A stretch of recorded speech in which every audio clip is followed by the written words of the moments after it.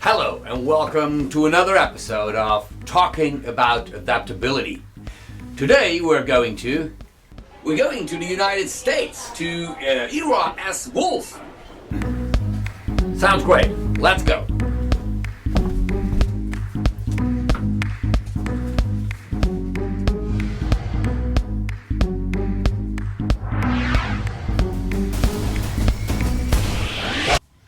Yes, welcome, ladies and gentlemen, to another episode of Talking About Adaptability. Today's guest is Mr. Wolfe. Before I introduce you, I just kick off with the question, what's the first thing that comes to mind if I say adaptability? It is VUCA, VUCA, volatile, uncertain, complex, and ambiguous. Wow, we've got something to talk about. Let's talk. Yes, I've heard that the VUCA. Can you explain it a little bit for the viewers who have never heard about that? Absolutely, Tom. Appreciate it. VUCA, I didn't come up with it, so I want to give full credit to where it came from. It's Warren Bennis, which is one of my favorite thought leaders. He has been around for decades, very popular in the 70s, 80s, 90s.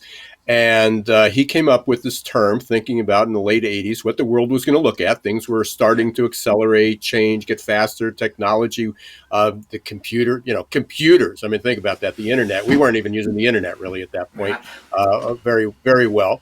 And he was anticipating that the future of leadership would be dependent upon our ability to lead and manage and survive and thrive in a volatile, uncertain, complex, and ambiguous world. And that just a few years later was adopted by the military, U.S. military. Once the Berlin Wall came down, they recognized that we would no longer be fighting sovereign nations, but terrorism, cyber criminals. And that again, there were no more World War I's and World War II's and world wars against countries, but it would be becoming a very dangerous world in other ways. Which obviously in 2021, we are now realizing that. So VUCA was 2021. I describe. I don't think there's a better acronym that we have or a better word, if you want to call it that. That we had than what 2020 was: volatile, uncertain, complex, and ambiguous. So, absolutely, but I mean, we're living now in this crazy world that almost changes every day. And VUCA is still up to it. I mean, in the world we're living in right now. We're just saying the first chapter. And, if you looked at from Warren Bennis in the military and then the involvement, I've been writing about it. I think I discovered it in the early 2000s. And I wrote about it and then go, well, everybody must know what VUCA is at that point. Look how crazy and fast the world was. And that was mid 2000s. And then I wrote my book. One of my earlier books my first book was Perfect Labor Storm, which really didn't talk about VUCA because I wasn't introduced to the term yet. And then I wrote about Googleization, which was really my variation of what that was. It was about a convergence of people, technology, and business. And then my last book, which was Recruiting in the Age of Googleization, was really focused on what many organizations now are experiencing, those labor shortages. Yeah. But we are just at the early stages. I mean, this isn't something like, oh, we had VUCA, we're going to talk about it, and then we're going to move on to something else. VUCA is going to be with us for a very long time because we are living on that exponential curve, and when you're living on that curve, it doesn't go up and then flatten out. It just continues to speed up and accelerate. When you look at the word like adaptability, where does it come in? I mean, is it, I think, every stage, or is it in the beginning more important when you look at the whole process? Yeah, that's a great question. I talk about the 4 stages of adaptability. And we many people are really struggling now. Many people are failing. I mean, they're falling behind, and that we both study adaptability. So there's people that are really, really struggling, and I'm not just saying coping with it, but they are just falling behind. They're being left behind because the world's moving so fast. So we have people that are declining. We have people that are coping. And then there's growing is the next stage that we're able to be better than just coping. And then there's thriving, flourishing. We're loving it. We're really blossoming. We're using every bit of change as a catalyst for improvement. So we have those 4 stages. If you think about that, every human being is going to go through all 4 stages at times. So we could be flourishing one day and boom, yesterday, Facebook goes down. And it's like, if your business was dependent on Facebook or depending on something else, so whatever it is, there's just going to be continuous change. And that's part of the challenge. So we're going to need to have those skills that we're going to be running along. We're going to hit a brick wall. We're going to get knocked down. So we need to be more resilient. We need to get up and continue going. But we also need to know when to shift gears. And I think that's really the differentiator with adaptability. It's not just having grit and resilience. It's not being able to be knocked down, get back up, and keep on going. Put your nose to the grindstone. Stay laser focused. Just identify that target, because the problem is the target's going to keep moving and there's going to be a lot of roadblocks. So is it going to be with us for a long time? Oh, absolutely. And everybody's going to need to become better at it. Absolutely. And then you talked about grit and perseverance and mental strength, etc. I'm also a stand-up comedian, so for me, humor is a great aspect. Is a great. It's my product. Do you also believe having joy, having fun in work, in learning process, that's an important aspect? Oh, absolutely. Well-being. Look around the world. Look at businesses. Look at people burnt out, mental illness. Addictions. So there are people that are absolutely struggling. So absolutely, we need to help people become better at managing their lives, of learning. One of the things I say, one of the slides I use when I do a presentation, or one of the images I use, not necessarily a slide, is how to be comfortable being uncomfortable. And I'm not sure you or I ever walk in high heels, but the image I use, is basically walking in a high heel, and it doesn't look very comfortable, especially for a guy, to be able to do that. There are some people in Amsterdam who love to do that. So that's I love my Skechers and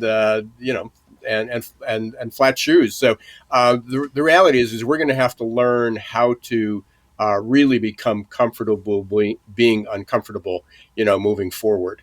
But there's more. And again, so many people just focus on grit and resilience. That's what we need, or they describe flexibility.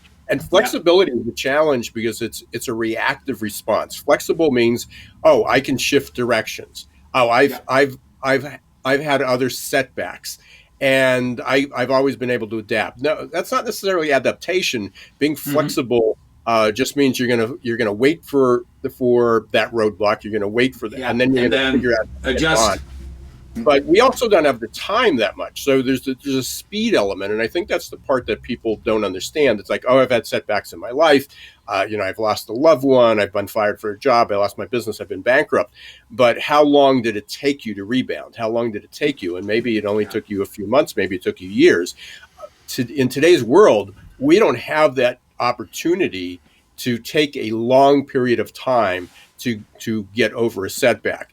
And also, I mentioned this earlier, just having grit, just having that long-term focus, have dead eyes straight ahead.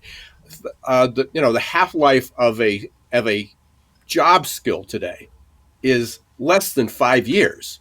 Yeah. It used to be 5 decades. You were able to go to went to school. Maybe even high school, some of our parents or grandparents. You may not even finished high school. You may be dropped out at 8th grade. You got a job, and you can work in that industry for 30, 40, 50 years. Well, and people didn't live that long, but they lived and they got their gold watch at the end, and that was it. And now, literally, when you think about it, you spend $100,000, $200,000 for an education, and what you learned in the first year of school, paying all that money, may not be relevant by the time you graduate. So things are just moving so fast. Absolutely. Now, talking about what you just said, I mean, the normal study system, the colleges, etc. Because also we're now in an era that you have to unlearn some things because I mean things are going different right now. But how do you keep people motivated to unlearn? That's a tough one. Well, I think both of us would agree with this. We answer that it's learning. We need to teach people to become more adaptable because part of that process is just said the organization that we're both familiar with, the science, their studies, their research has identified 5 abilities. So grit and resilience are incredibly important. Doesn't matter what stage you're at, if you're in that thriving, flourishing stage, or whether you're in a declining coping stage, you still are going to you're still going to need grit and resilience, but to really become adaptable you're going to need to unlearn. That's relatively new. Adam Grant talks about it a lot. He talks about rethinking. How do you reframe situations? I talk about it as defragging a hard drive, and I know many people will understand that, but or you have a filing cabinet, you have a desk, you save everything, you're a pack rat. You just have all this old information that maybe someday I'm still going to need it. But on a day-to-day basis, it just crowds our brain. We can't find the stuff we need fast enough. So we're either going to declutter our files and our boxes and our basements and our closets, or we're going to defrag our hard drive. And that doesn't mean we get rid of that information. It doesn't mean that we just do a brain dump and go, oh, everything I learned for 10 years or 20 years is no good. But Absolutely. We have to reorganize it, keep the good parts, put it away. But we need to make room for the good stuff, the stuff that we need on a day-to-day basis. So we need to learn how to become better declutterers, better defraggers, and be able to then make room for the stuff that we need. So we do need to continue to learn. It's not that, oh, goodness, I don't need an education. I can do a brain dump on half of what I've learned before and just continue on. No, we have to continuous learning is still vital.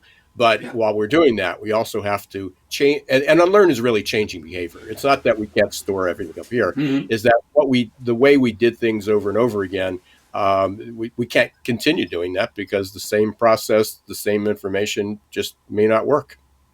Yeah, but it's also companies are sometimes they have a sort of structure, and then it's difficult to unlearn because when you want to teach people something, I mean, where do you start? Do you start with the CEOs? Is it leading by example, or do you take the whole bunch and tell everybody what you want them to know? I mean, because if you're a CEO, you're 50 or 60 years old, it's harder to unlearn than you are 20. So there's also a big challenge over there. Yeah, oh, absolutely, and I'm certainly on the higher end. I'm that millennial trapped in the baby boomer body. So that was a great sentence of you. I'm definitely an older baby boomer, and yet I'm continually doing it. So to let everybody know out there, yeah, it may be a little difficult. I've got to hang around some people that understand some of the newer technologies and how to use some things, or I do that on my own. But to go back to your question, is it the leadership that needs to become better at it, or the individuals, the everyday Tom and Ira that need to figure this out? And it's a chicken or the egg. It's both. I don't think, leaders, organizations, I mean, you look at the leaders of businesses like Kodak and Blockbuster and Sears and that, hey, we've been doing this for 100 years. We're just going to continue doing it. So everybody's going to need that. I think it's a chicken or the egg, but certainly going back to, if we look at companies, we look at organizations that both of us work with, those individuals they have to be in the right environment. There's a lot of people that are going to struggle with this. The leaders really need to create an environment that allows people to unlearn, because while you're learning and unlearning, you're going to make mistakes. There's going to be not everybody's going to just get it. You can't send somebody to a class, learn. You may be able to learn a technical skill, but learning to how to manage people better, how to become better problem solvers, critical thinkers, how to collaborate, how to operate in a hybrid work environment, which we're all kind of evolving right now. There is not going to be, oh, we got it. We're going to study this for 3 months, 6 months, or a year. We come up with a solution, and then it's clear sailing. There's going to be mistakes. So management, leadership needs to create environments that not only allow the employees to say, I understand as an employee that my company has my back, that they're gonna help me grow, they're gonna help me adapt. That the people I work with, then when I turn to the right and the left, or look straight ahead on a screen, that those people are going to have my back. And also, really, and you mentioned this earlier about well-being and mental health, that they care not only about how much money I make for them and how many widgets or how much I can produce, but they care about my well-being. They actually care that I'm okay. And so it relates to company support, team support, environmental health, the job itself. I mean, there's many jobs. I mean, can you imagine healthcare workers?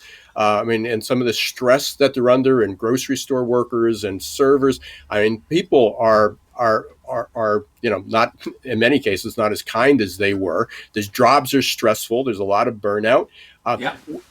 Companies just have to recognize that all that is very real. And so they have to set up cultures to support that, benefits to support that. On the flip side, you just can't create a company that says, yeah, we're really supportive, and yeah, we're going to take care of you, but don't worry, people, you don't have to make any change. No, they still have to unlearn. They have to become better at grit.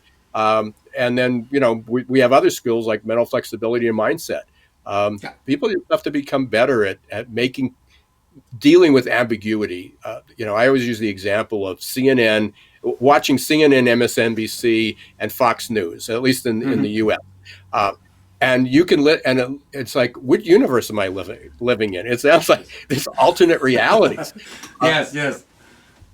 And we have to learn to make sense of that. And that's, to me, that's actually the toughest skill. I mean, for me, it's natural. That's actually we do the AQAI, that's my highest score is mental flexibility, dealing with cognitive dissonance. How do you make sense of chaos? I always can find some common threads and go, yeah, I can see both sides of that story and formulate something new. But that's not what everybody can do. Yeah. And if you look at, a lot of startups, they are pretty flexible because they're 10, 20, 30 people, and they just follow their goal, and it's shifting because they want every day something new. And we've got some companies like, when you work at Google, you have one day off to be creative and flexible, etc. But there's a big gap of companies who still work like they worked 10 years ago or 20 years ago. When do they cope? How do they cope? Well, let's go back to healthcare. Healthcare is in a crisis now, and there's nurses are getting burnt out, physicians are getting burnt out, staff is getting burnt out. They're overworked. Every single bed is filled in many cases. A lot of times it's critical care.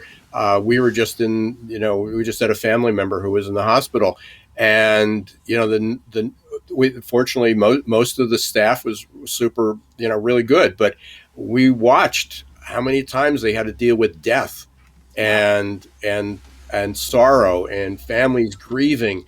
And it's, day in and day out doing that. And then people not respecting them, people not trusting them. So we don't get into politics of that. But so how can an organization in the heat of the moment, in the battle, also, and being short-staffed, also take the time to help the people, the workers, the healthcare providers deal with that? Because they're getting the brunt of it. And I don't have an easy answer. Part of that is you can teach people to be more resilient and more gritty and unlearn and deal with this mental flexibility, make sense of it. But organizations really have to do a much better job at creating that support, making sure that they have that well-being. And if you have a full house, every bed's full, they're all critical care, and you don't have enough nurses and physicians to take care of them, I don't know how you say, listen, take a day off. Yeah, I don't it's have an impossible. answer for that. Um, Yeah. Yeah. but somebody's going to have to figure it out. I mean, On the and it's going to take a village. It's going to take a lot of people to figure this out. Absolutely. On the other hand, I mean, another example for healthcare. I mean, that's what I heard from some hospitals that sometimes it takes 3, 4, 5 years to implement a new software system or a new recruitment system, or I so. was And there. because of COVID, they had to do it in 2 weeks or 3 weeks. And sometimes a process that normally took 3 or 5 years, they did it in 1 or 2 months. So that is also, I mean, a great job they did in some hospitals, that they really made a difference in 1 month instead of 3 years because of a crisis situation. So that's when we talk about adaptability. That's a great example. Oh, absolutely. And again, I think part of it is, well, we can't do that. Yeah, We're not allowed. There's regulations. yeah, But you look, that makeshift hospitals. I mean, parking lots, tents in hospitals being turned into environment, and how many people survived that. So it was possible. So there's a lot of good things that came out of the pandemic, and hopefully we won't forget those, that we can do things faster. Even the vaccine. I mean, the vaccine, and again, I can speak best for the U.S., to have a new medication from scratch built and or created. Oh, and in the case of Moderna and Pfizer, not a live vaccine that we have to collect it and test it, but literally a manufactured vaccine, yeah, that they were able to do that and have it to market and have it in people's arms within 9 months. And initially, people said, well, you'll never get it through the FDA approval. yeah. It will take years. And yet, not only did they create it, but they somehow got it approved. So hopefully, many of those things we've learned. And let's take something that affects everybody's. Overnight, I use this statistic all the time, and I can't remember which survey this was from, and I apologize. It might have been a McKinsey or a Deloitte or a BCG. And in 2019, they surveyed executives, leadership, and they said 98% said that remote work would not work for their business. Yeah. 98%. Yeah, 2% said, oh, yeah, we can do it. So, yes, but even the Googles and the Facebooks of the world, they said, no, we need people. They were building these big corporate places to go to. And then overnight, in the U.S., it was March 13th. Overnight, there were millions of people that went remote. yeah, And, it was a little uncomfortable in the beginning. sure. People were struggling. People didn't have internet connection. Yeah, People didn't have an IT department to go to. Hey, I can't get on. How do I download this? Now, I think it's up to 80% say that, yes, we can have a hybrid work. But what does wow. that look like? Hybrid work could be hybrid means hybrid. But there's 20% that say that it could be completely remote, one out of 5. So if we only had 2% before, now we have 20%. That's a pretty big increase. Yes. Yeah. And then you have all these other groups. And then what hybrid looks like is that's a creativity. So if we look at that is affecting everyday people, yet there's still, going back to our leadership question, Tom, there are still people that saying, no, we have to go back to being all in person. That's the only way it'll work. Yeah. That's crazy. Absolutely, because there were also people, on the work floor who said, "Well, we can make cameras with a memory card," but the leader said, "No, how are we going to sell our cartridges?" That is. So there's a lot of examples that sometimes the people are adaptable and employees want to go the right direction. But you have to, sometimes as a CEO, to have the better insight and to know what you are talking about. Yeah, being even home. I mean, there's so many examples that you think about adaptability that we don't say, oh, leaders need to be adaptable. No, workers need to be adaptable, but I don't need, a teacher doesn't need to be adaptable. You just go back. Well, teachers obviously needed to be adaptable, in many different ways. But there's probably not anything we do on a daily basis. Even how many people would have thought prior, let's say February 2020, that you can order your groceries online? Yeah. Yeah. You go, no, you got to shop. You got to see. You got to touch. Go to the mall. You got to do it's a trip. You have to touch and feel it, and then all of a sudden it's no, you don't. Absolutely. And it's like, and people got disappointed when some of those features went away. Yeah. So Yeah. it again, there's so many things, and there's smaller degrees of adaptability. Not everybody has to change their career. We talk. I talk about. There's so many things that we're still learning. I mean, it's every day a new example comes up. But even degrees of learning, the think of, I think I'm going to change my job, or I'm going to go work for another business, it requires you to be adaptable. You're going to have you change your route, your commute, or if you can stay home, you're going to have to adapt to a new boss, new coworkers, new regulations, new policies, all that stuff. But that's less. You don't need as much adaptability for that as you do changing a career. Yeah. So when you're changing your career, now I've got to learn a lot of new stuff. I've got to unlearn a lot of new stuff. And now I'm going to be working in a new job with new people with different expectations. And I'm going to make more mistakes because I don't have any experience, because it's a new career. But so there's degrees of that. So even changing a job requires somebody to be adaptable. Getting a new responsibility requires somebody to be adaptable. But if you're going to change a career, then it should be a requirement. I'm writing an article about this, that adaptability is everybody's job.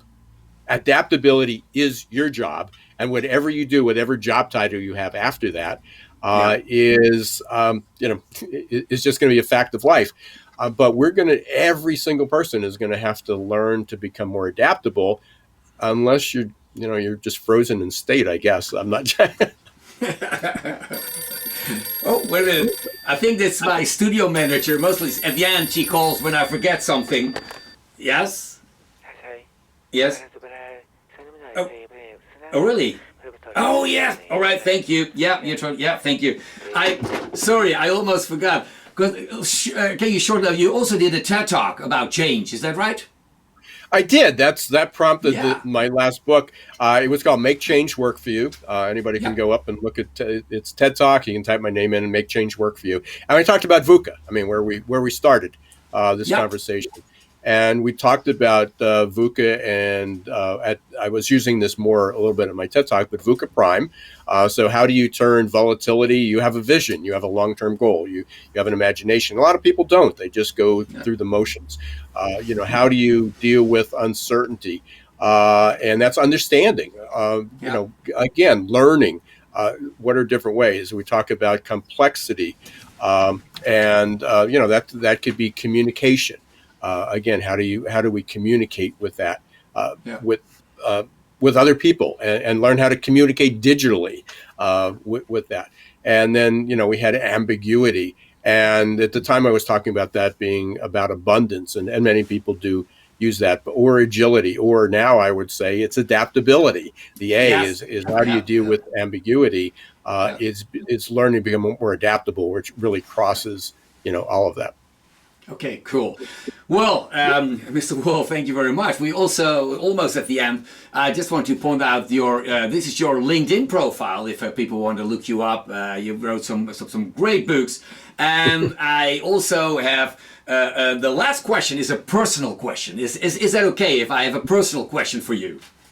Absolutely. As long as it's okay, I don't have to answer it, right? Well, you don't have to answer. And I've got this great system, because I've got here 8 questions. And I've got this wheel, and we could do it 2 ways. We could say, well, you just say, the question number 1 is the easy question, and 8 is the more difficult question. Okay. So, or you could say, now, well, I just picked that one, or shall we do the wheel and see what happens?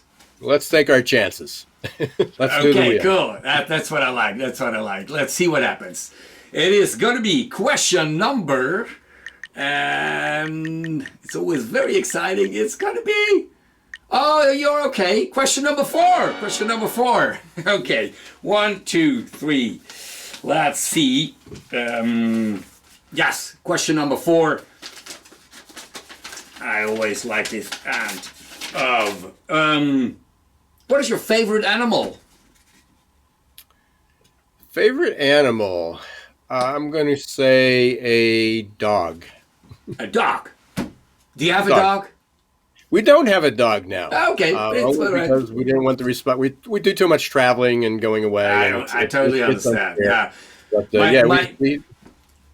My favorite animal is an octopus. I don't have an octopus, but I love them because of their intelligence, and I think they're pretty adaptable.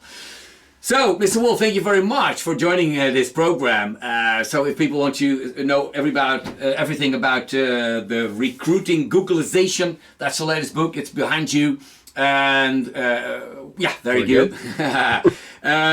Look, Mr. Wolfe at LinkedIn. This is his LinkedIn profile. And I want to thank you very much, and see you next time on Talk About. Hey, thanks very much, Tom. It's been fun. Appreciate it. Thank you. Bye-bye. Bye. Thank you.